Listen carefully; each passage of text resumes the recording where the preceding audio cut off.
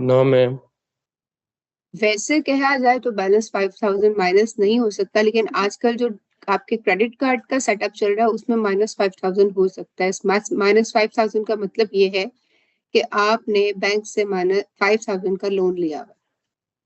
समझ आ रही है? ठीक है। अच्छा, ये तो लॉजिकल टर्म्स हो गई, बैंक की टर्म्स। लेकिन हम अगर प्रोग्रामिंग पॉइंट ऑफ व्यू से डिस्कस करें तो माइनस 5000 जो है वो इनवैलिड है। लेकिन अगर इस कोड को देखें तो यहाँ पर आपको एरर नहीं मिलेगा। क्यों नहीं मिलेगा, कोई बता सकता है?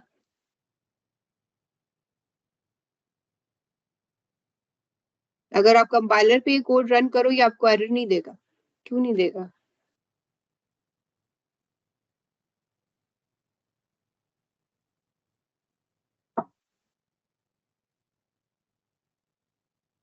जी, एनीवन?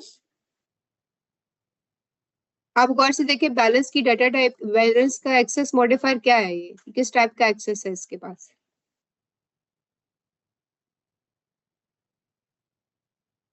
जो वेरिएबल बैलेंस है उसका एक्सेस मॉडिफिकेशन मोड क्या बन रहा है? पब्लिक। तो पब्लिक का मतलब ये है कि मैं अगर किसी भी ऑब्जेक्ट को क्रिएट करती हूँ और डॉट करके एक पब्लिक वेरिएबल कॉल आउट करती हूँ तो मेरा कंपाइलर मुझे एरर नहीं देगा। ठीक है। That is why here it is written that it is invalid but allowed. समझ आ रही है? यानी है ये इनवैलिड, यानी ये होना ऐसा नहीं चाहिए। It's not a good practice. ठीक है, लॉजिकल भी अगर हम देखें तो ये इनवैलिड बनता है।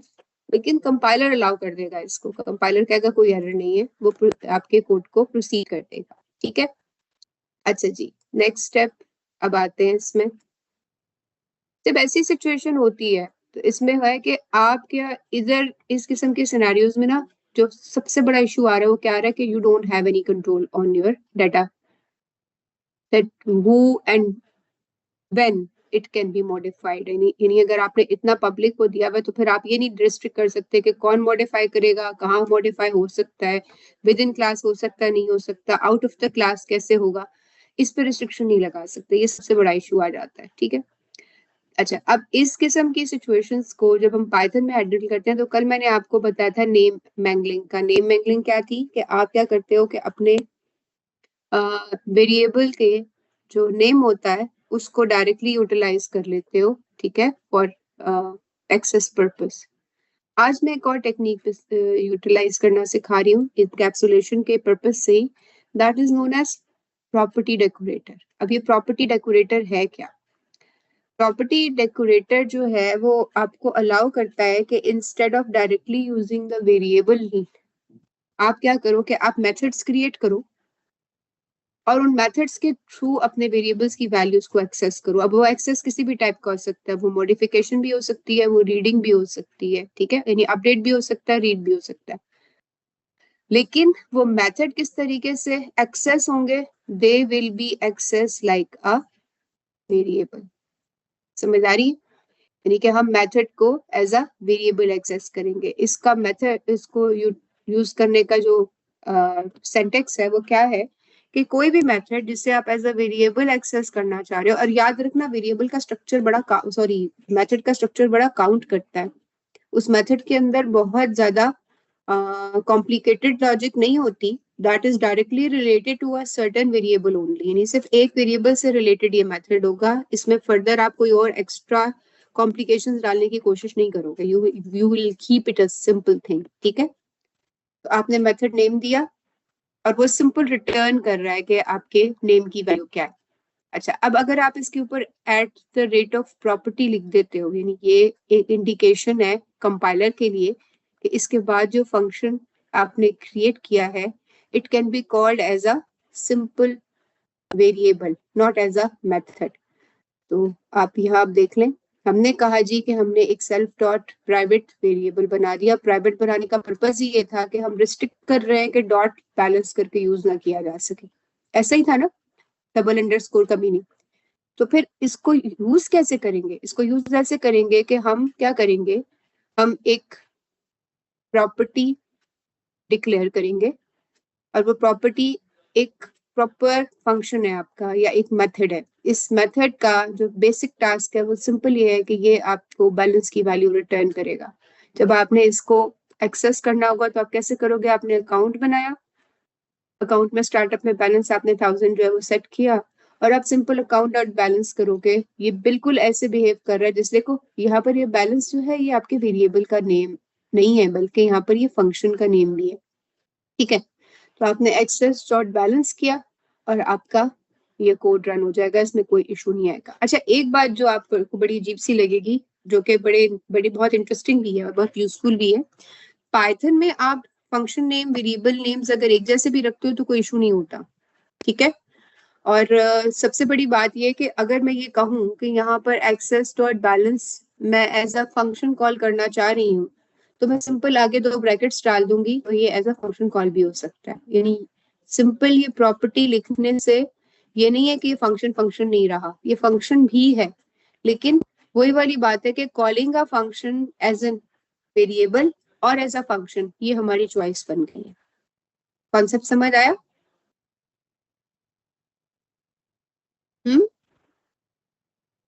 Yes ma'am.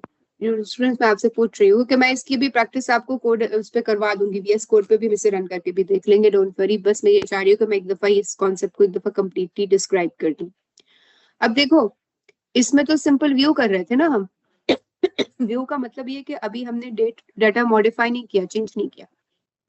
लेट्स से कि मुझे इसकी वैल्यू चेंज करनी है तो उसके लिए specific kind of property utilise होती है, उसे हम बोलते हैं सेटर। सेटर का मतलब होता है सेट द वैल्यू और अपडेट द वैल्यू।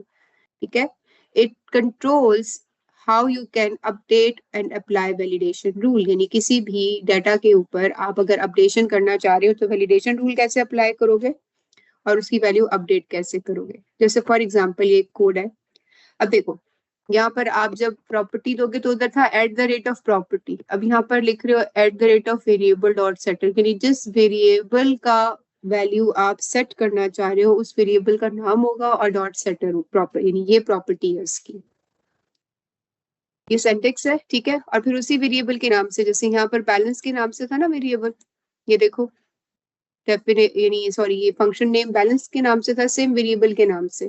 तो एग्जैक्टली यहाँ पर भी आपका वेरिएबल नेम वही होगा जिसकी आप वैल्यू सेट करना चाह रहे हो। ये देखे सेम क्लास है, कोई डिफरेंस नहीं है। मैंने प्रॉपर्टी की बैलेंस और यहाँ पर सिर्फ रिटर्न हो रही है उसकी वैल्यू। अब बैलेंस की वैल्यू चेंज भी करनी है, बैलेंस डॉट सेटर। ठीक है, अब सेटर में हमने उसको कोई वैल्यू पास की है, अगर तो वो वैल्यू लेस देन 0 है, यानी मैं कह रही हूँ कि बैलेंस जो है वो मेरा -10,000 सेट कर दो, तो वो आपको एरर मैसेज दे। क्यों? इसलिए कि अभी हम क्रेडिट कार्ड वाला कॉन्सेप्ट डिस्कस नहीं कर रहे, अभी हम सिंपल बैलेंस वाला डिस्कस कर रहे हैं। कोई बैंक भी आपको आपके पैसों से ज्यादा देता ही नहीं है। आप विड्रॉ करने की कोशिश करो, आपके बैंक अकाउंट में 100 रुपीज है और आपको जी मुझे 1000 दे दो, कोई बैंक आपको 1000 देगा? नहीं देगा ना। एग्री करते हैं मुझसे? Do you agree yes with ma'am. मी?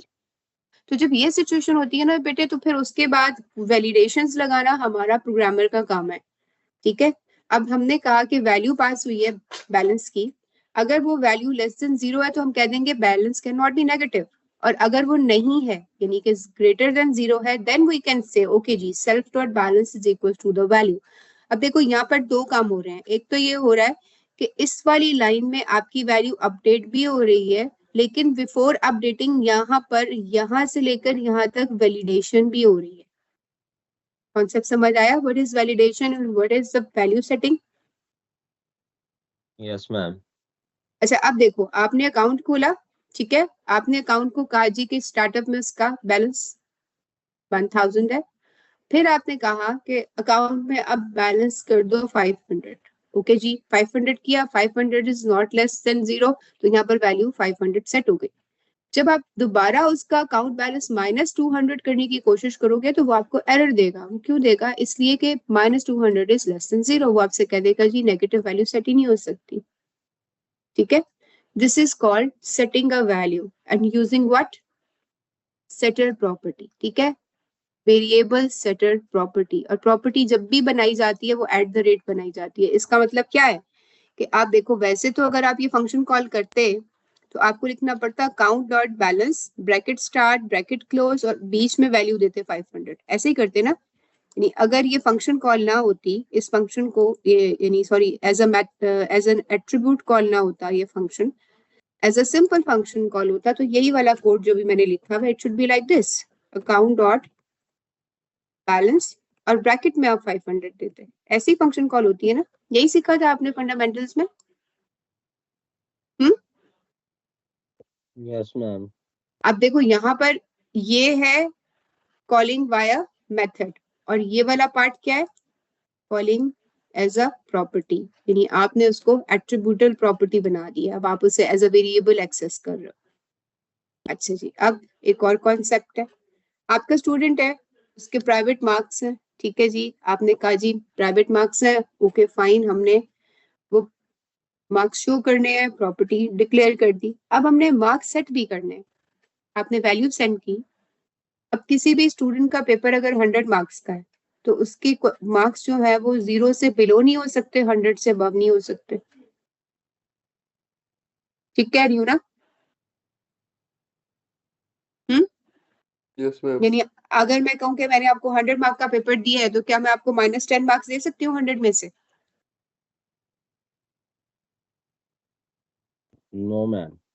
और अगर मैं कहूँ कि मैं आपको 120 मार्क दे रही हूँ या 150 मार्क दे रही हूँ, is it possible to get obtain mark 120 out of 100?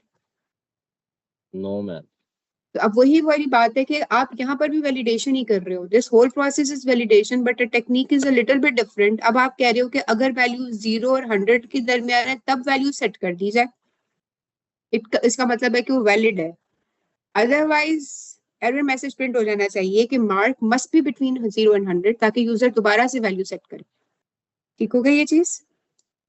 अच्छा जी, ये तो हो गया आपके पास वैलिडेशन सेटर गेटर मेथड्स, ठीक है, ये मैंने आपको प्रॉपर्टी यूज करना सिखाई है।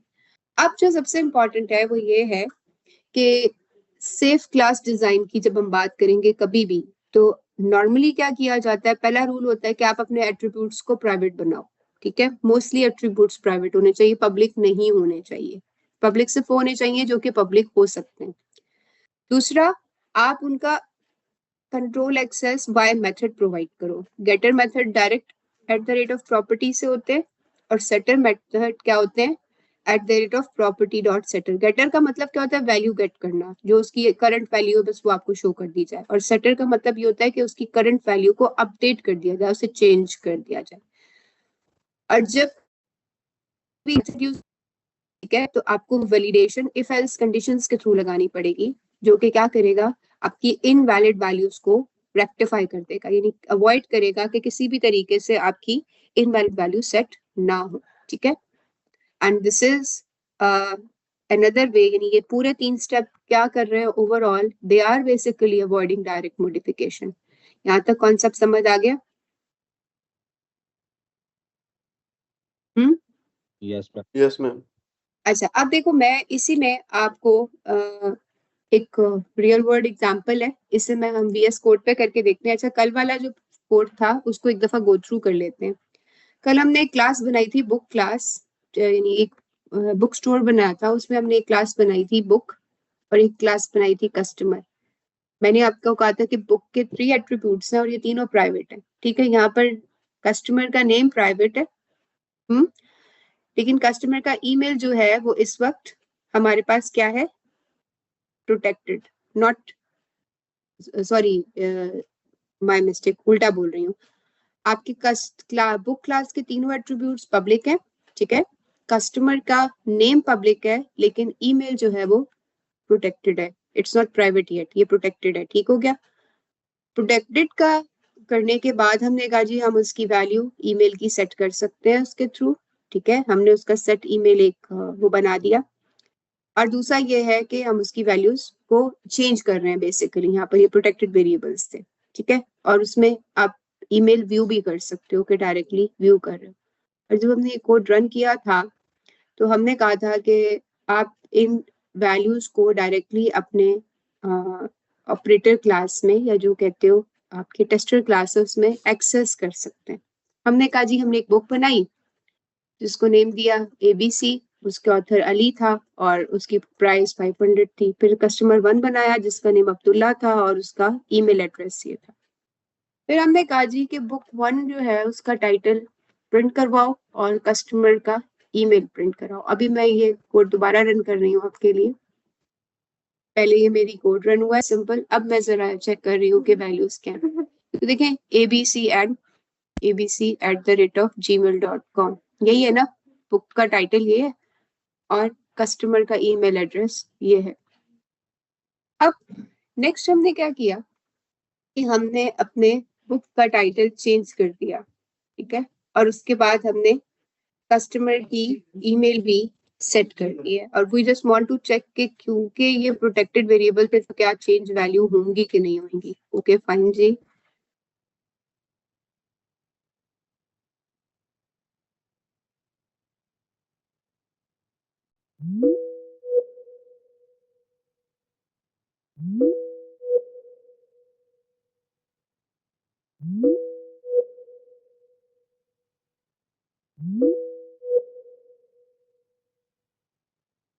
को भी मैं वेरिएबल चेंज कर देती हूँ क्योंकि मैंने वेरिएबल ईमेल अंडरस्कोर लिया था, वो कर लेते हैं कि this is not a protected variable. ठीक है जी। अब ये प्रोटेक्टेड था ना, क्या कहा इसने, आपके पास कोई एट्रीब्यूट अंडरस्कोर अंडरस्कोर ईमेल नहीं है हत्ता के देखा जाए। अच्छा मेथड नहीं है, मेथड एट्रीब्यूट तो है ना हमारे पास। फाइन। अब वो कह रहे हैं कि हमारे पास ईमेल भी नहीं है अंडरस्कोर ईमेल, जबकि मेरे पास अंडरस्कोर ईमेल एट्रीब्यूट है। ये देखो यहाँ है ना अंडरस्कोर ईमेल। और जबकि मैं चाह रही हूँ कि मैं इसको simple customer 1 dot underscore email करके प्रिंट करा लूँ। It's not printing it, it's giving me an error. ठीक है, ऊपर वाले में सारे पब्लिक थे, प्रिंट भी हो गई वैल्यूज। अगर मैं ये यहाँ चाहूँ तो बुक टाइटल के साथ लेट्स से बुक का वो भी प्रिंट करा देती हूँ।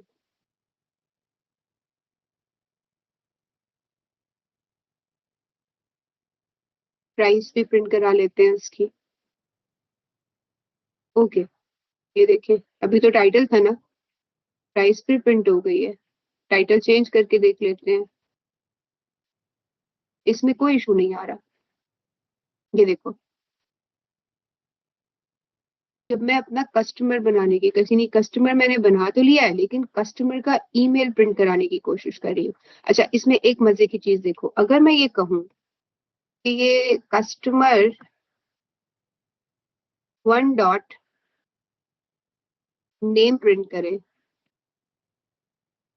इसको इसमें इशू नहीं होना चाहिए।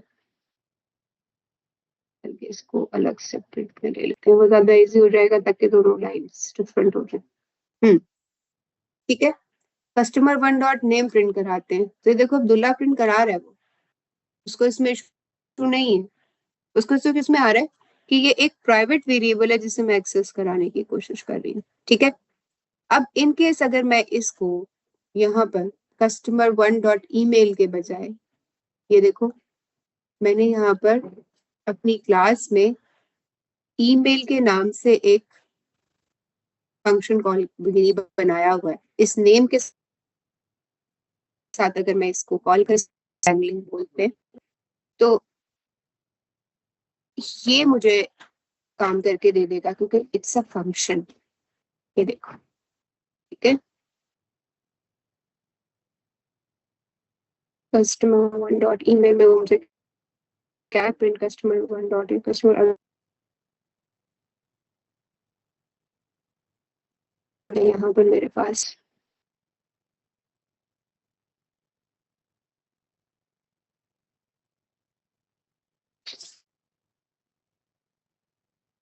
ओके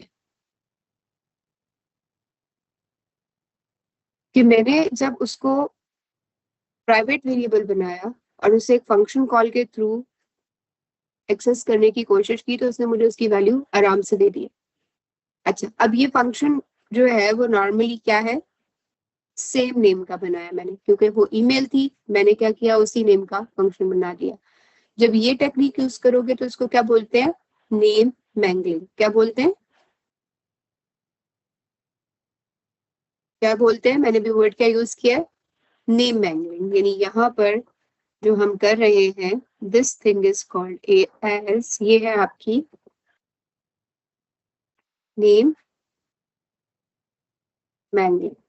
याद रहेगी बात आपको, यानी कि आप अपने वेरिएबल, जो प्राइवेट वेरिएबल है, उसी के नाम का फंक्शन बना लो। लेकिन दूसरा जो टेक्निक आज हमने लर्न की है, that is a different one. उसमें ये है कि बजाय इसके कि हम नेम मैंगलिंग करें, हम क्या करते हैं कि हम प्रॉपर्टी या eight the rate of property decorator use कर लेते हैं, यूज कर लेते हैं। ठीक हो गया। अच्छा जी, अब आ जाते हैं कोड पे, रियल लाइफ एग्जांपल जो हम लोगों ने करनी थी। सॉरी,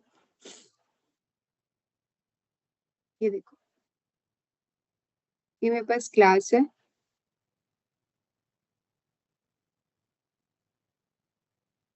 मैंने एक एम्प्लॉय क्लास बनाई है, उसके एक वेरिएबल है सैलरी के नाम से, ठीक है, जो कि मैंने प्राइवेट रखा है। उसको अगर शो करना है, यानी उसका, this is basically the getter method. Getter method का मतलब क्या है कि ये आपकी वैल्यू को शो करा रहा है, इंफॉर्मेशन रिलीज कर रहा है।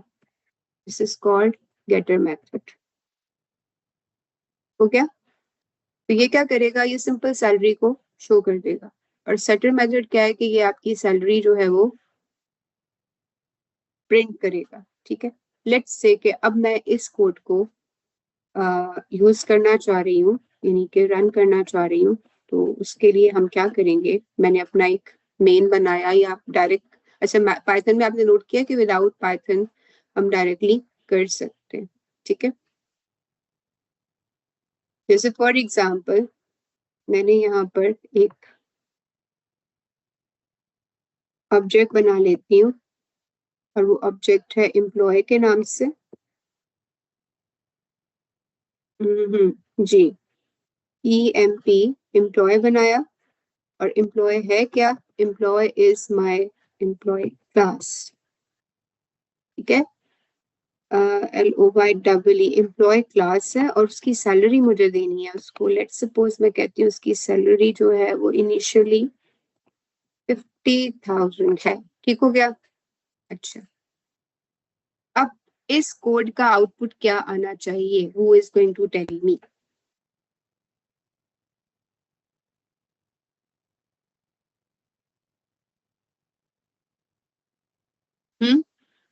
कोई बताएगा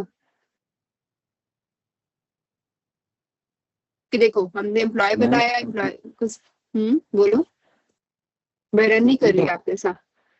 मैम 50,000 ही आएगा। 50,000 आएगा, you sure.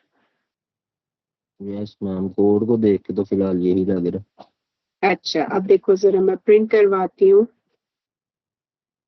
EMP dot salary. ठीक है, क्योंकि मैंने डेकोरेटर फंक्शन के अकॉर्डिंगली इसका ये salary function directly as an attribute call कर दिया। अब running this code for you.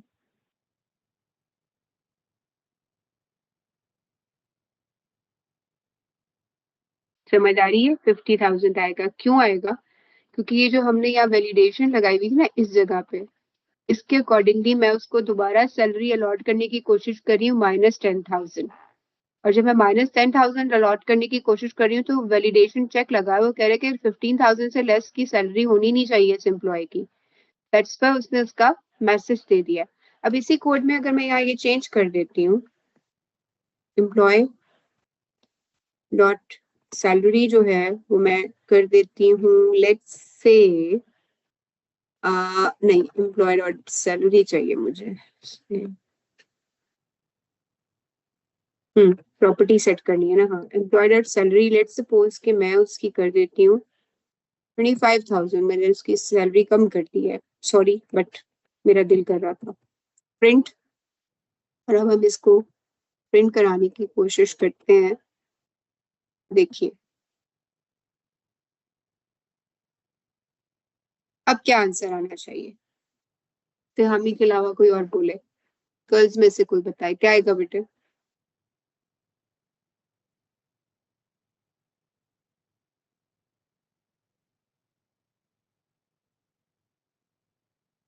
अब सैलरी सेट होनी चाहिए या नहीं सेट होनी चाहिए?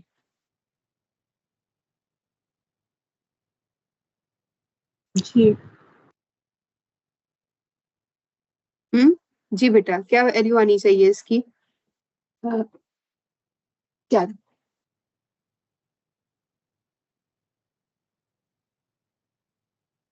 एनीवन?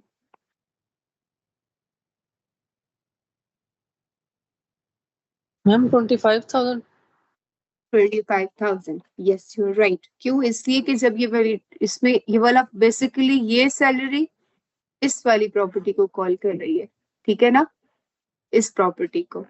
ताकि ये और ये दोनों प्रॉपर्टी सेम नेम से, लेकिन क्योंकि ये सेटर फंक्शन है और इसको एक एट्रीब्यूट पास हो रहा है, मींस कि हमने इसकी वैल्यू ऐसे प्रेजेंट की है कि वैल्यू एक्सेप्ट करे, तो ये सबसे पहले यहाँ पर आएगा, वैल्यू चेक होगी, it is less than 1500, the value is false, तो फिर ये एल्स पे जाके सैलरी वैल्यू सेट कर देगा। तो ये देख लीजिए, इसकी लेटेस्ट वैल्यू 25,000 सेट हो गई है। क्लियर हो गया?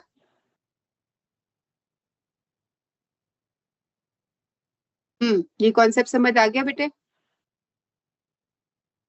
जी मैम। अच्छा जी, अब आपके लिए टास्क है, you have like approximately 1 hour, so we are going to have 3 to 4 question in the class. आपने क्या करना है, ये देखिए।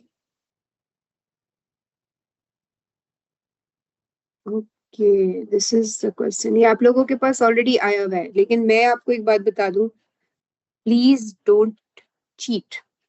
उसकी वजह क्या है कि आज तो आप मुझे चीटिंग करके असाइनमेंट सबमिट करा दोगे, ठीक है, लेकिन पेपर में आपको बहुत प्रॉब्लम होगा, और पेपर से ज्यादा रियल लाइफ में आपको बहुत प्रॉब्लम होगा, ठीक है।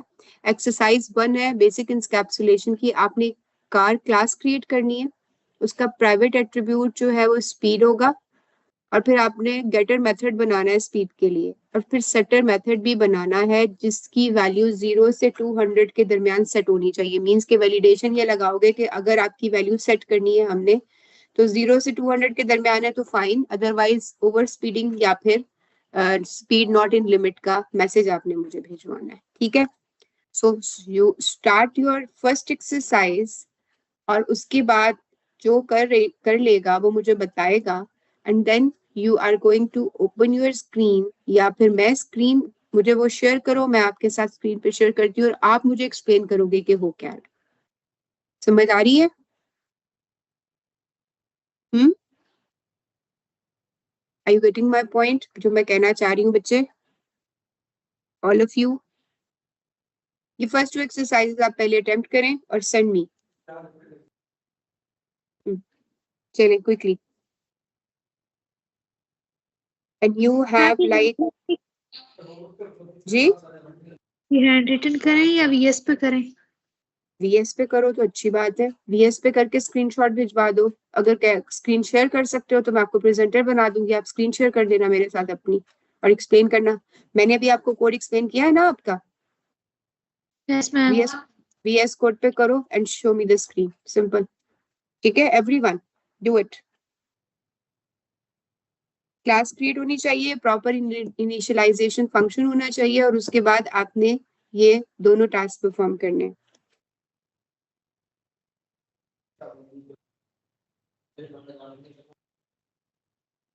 इस वक्त मेरे पास जो टाइम हो रहा है वो हो रहा है 10:10, ठीक है। आपके पास 10:20 तक का टाइम है, it means you have 10 minutes, और ये एग्जैक्टली रेप्लिकाज है उस कोड का जो मैंने भी आपसे डिस्कस किया, इसलिए मैं ज्यादा टाइम नहीं दे रही। Take 10 minutes and solve these questions quickly.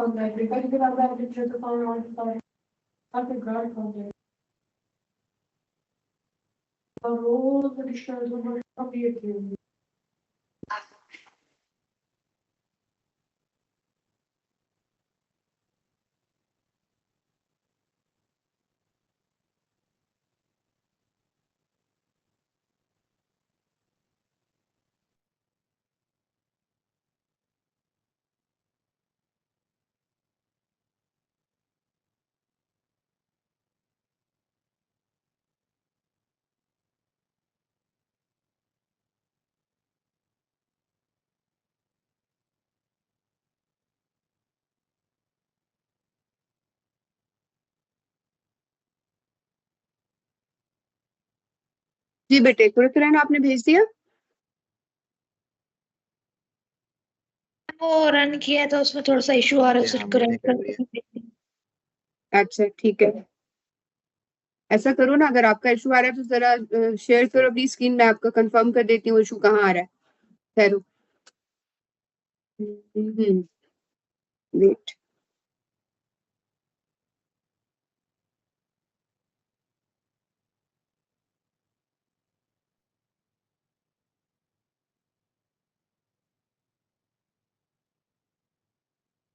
जी मैं स्टॉप कर रही हूँ, आप अपनी स्क्रीन शेयर करें जरा। टीम्स पे जाएंगी ना और स्क्रीन शेयर करके कंप्लीट स्क्रीन करेंगी तो शेयर हो जाएगी।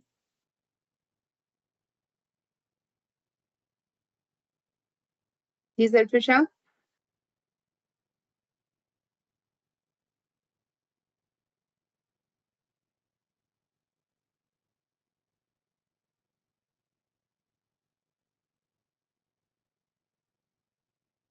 अच्छा फहद, आपने किया है? टीम्स पे किया है बेटे?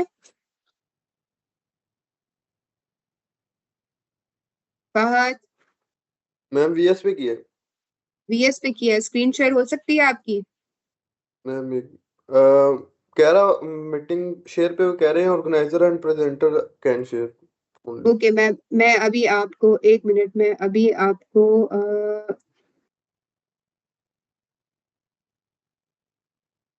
बना देती हूँ organiser. Just give me 1 second. मैंने आपको प्रेजेंटर बना दिया है, चेंज हुआ? नो मैम अभी भी नहीं हुआ। अभी कंफर्म कर देते हैं। फहद जो आपका कहाँ आ रहा है? फहद हुसैन है ना? एक मिनट, फहद कहाँ चला गया?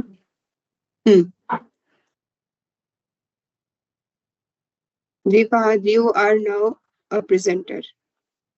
बन गया आप? अब शेयर करो।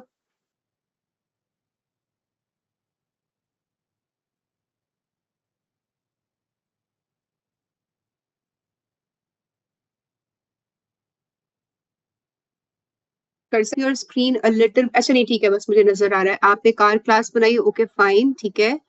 आपने स्पीड गेट की, आपने स्पीड सेट की, अच्छा जी। और ओके फाइन। अच्छा उसके बाद आपने कार का ऑब्जेक्ट बनाया, फाइन। नीचे लाओ कोड को थोड़ा सा। फिर आपने सेट स्पीड की 150 और ठीक है। अच्छा अब बेसिकली आप नेम मैंगलिंग यूज कर रहे हो, ऐसे ही कर रहे हो ना? You are using basically getter and setter methods, okay fine, ठीक है। अच्छा अब इफ आई से कि दोबारा उस कोड पे जाओ, कार वाले प्रोग्राम के कोड पे।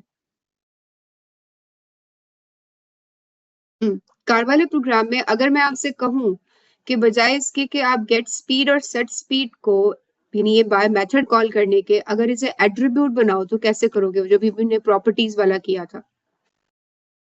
Can you make these as of properties? Ma'am अभी जो दोबारा क्लास बताइएगा, समझ नहीं।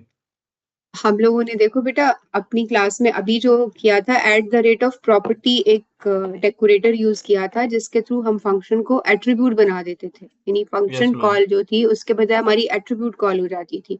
Yes ma'am. Can you do that? आपने ये कोड बिल्कुल ठीक लिखा है, गेटर सेटर मेथड्स भी ठीक लिखे हुए, लेकिन अगर गेट और सेट मेथड उसके तरीके से लिखा है जो आज हमने क्लास में लर्न किया है, तब कैसे होगा? सेम कोड को उसमें कन्वर्ट करो। एट्रीब्यूट में लिखना है फंक्शन को? नहीं, आपका जो ये है ना गेट स्पीड, इसके ऊपर आएगा eight the rate of property, ठीक है? ठीक मैम। इसके ऊपर लिखा हुआ आएगा eight the rate of property, और ये गेट स्पीड से पहले गेट और अंडरस्कोर खत्म हो जाएगा, खाली समझ आ गया? यानी आप लिखें यहाँ पर, ये जहां डेफ गेट अंडरस्कोर स्पीड का फंक्शन लिखा हुआ है इसके ऊपर जाएं, एंटर करके एक लाइन डालें। इधर कोड डिलीट नहीं करना, इसके ऊपर लाइन मैम लिखनी है। मैम इधर नेटवर्क का थोड़ा सा इशू है, आपकी आवाज थोड़ी एरर के आ रही है, तो दोबारा मैं रिपीट करती हूँ, जहां पर लिखा हुआ है ना डेफ गेट अंडरस्कोर स्पीड, वहां पर कर्सर रखो अपना। हाँ, इसके बिल्कुल स्टार्ट ऑफ लाइन में चले जाओ, स्टार्ट ऑफ लाइन में। हाँ, यहाँ कर्सर क्लिक करो, एंटर प्रेस करो, एंटर प्रेस कर दो, नेक्स्ट लाइन, यानी नेक्स्ट लाइन आ जाए। ओके, अब इसके ऊपर जाओ, एक लाइन ऊपर, कर्सर को मूव कर दो एक लाइन ऊपर। हाँ, यहाँ यहाँ लिखो eight the rate. Eight the rate का सिंबल पता है ना क्या होता है? Eight the rate property. हाँ, प्रॉपर्टी, ठीक हो गया? अच्छा, ये जो एट द रेट है इसको बिल्कुल अलाइन करो डेफ के साथ, क्योंकि ये इसकी इंडेंटेशन रॉन्ग हुई हुई है, बस। अच्छा, यहाँ पर नीचे जो गेट स्पीड लिखा हुआ है ना, गेट अंडरस्कोर स्पीड, इसके साथ से अंडरस्कोर और गेट हटा दो। हाँ, यहाँ से गेट और अंडरस्कोर हटा दो। अच्छा, अब नीचे अपने उसमें आओ, दोबारा यहाँ पर जहाँ पर लिखा हुआ है def set speed, rest of the class, are you able to understand what we are doing? हाँ जी, यहाँ पर एंटर करो एक दफा दोबारा, ऊपर जाओ, eight the rate of property, बल्कि लिखो एट द रेट, हाँ अब प्रॉपर्टी नहीं लिखना, सॉरी प्रॉपर्टी नहीं लिखना, बैक स्पेस करो, स्पीड डॉट सेटर, यहाँ लिखो स्पीड, एट द रेट के बाद लिखो स्पीड डॉट सेटर, ठीक हो गया? ओके। नीचे आओ, यहाँ पर सेट अंडरस्कोर स्पीड लिखा हुआ है, वहां से अंडरस्कोर और सेट दोनों हटा दो, ठीक हो गया? अब जहाँ नीचे आया, आओ अपने मेन कोड में, जहां पर आप अपनी कोडिंग में वैल्यू सेट कर रहे हो ना, कार डॉट सेट स्पीड, हाँ इधर लिखो कार डॉट स्पीड, सेट हटा दो और अंडरस्कोर भी हटा दो।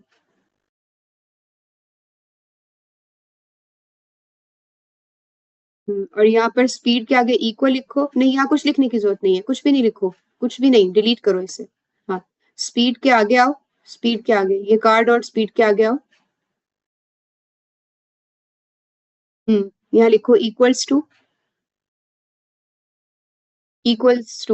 का साइन, इक्वल, ब्रैकेट डिलीट कर दो जो इसके आगे आ रही है,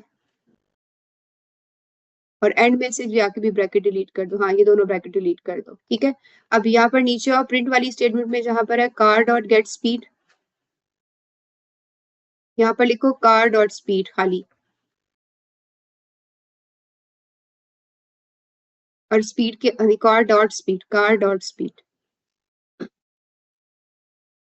और स्पीड के आगे जो दोनों ब्रैकेट्स हैं खत्म कर दो।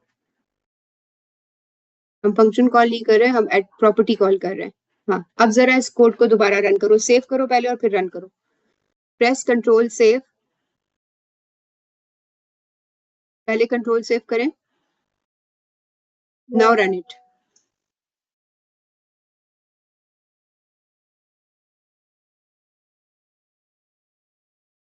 सेट, अच्छा ये सेटर लिखा है आपने, सेटर था SETTER, ये जो है ना eight the rate of speed dot property में सेटल, ये सेटल नहीं है सेटर है SETTER। अब रन करो कंट्रोल सेव करके,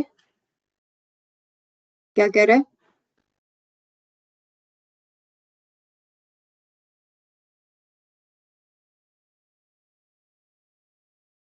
एक मिनट, एरर क्या दे रहा है?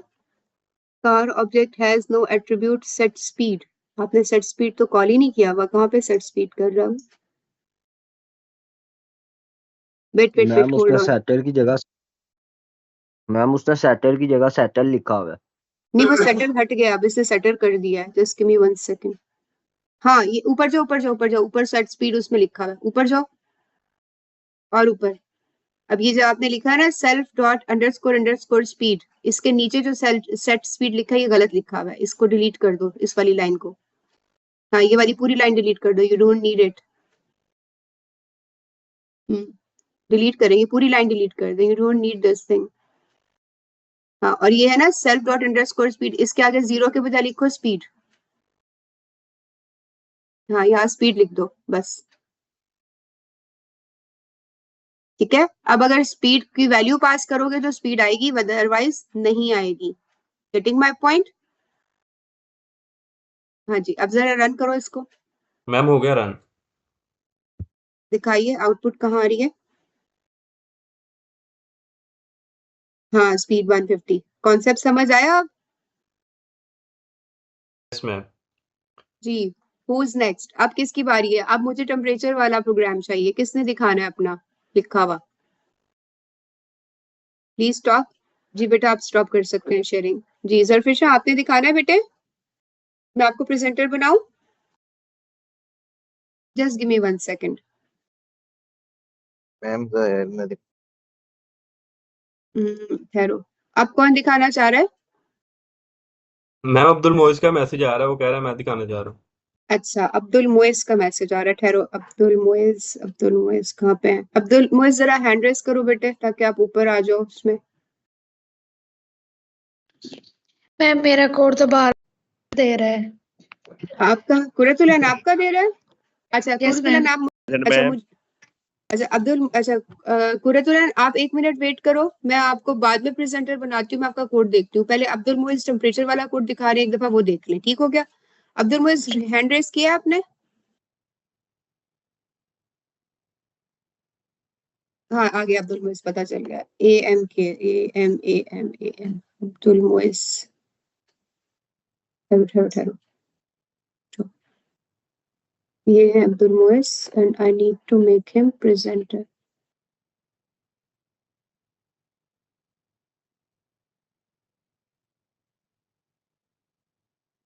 आके फिर आपका आपसे स्क्रीन शेयर करवाती हूँ, ठीक है? आप इतनी देर में